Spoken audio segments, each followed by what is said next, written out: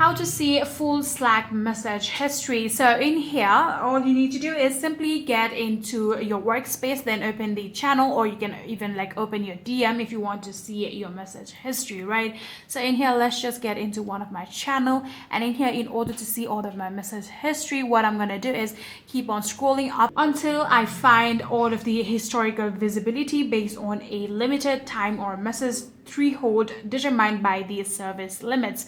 So that basically means that your Slack won't hold all of your message history forever. It does have a certain time. It does have like certain limits. So if it is like older than a month or so, your messages will be disappearing.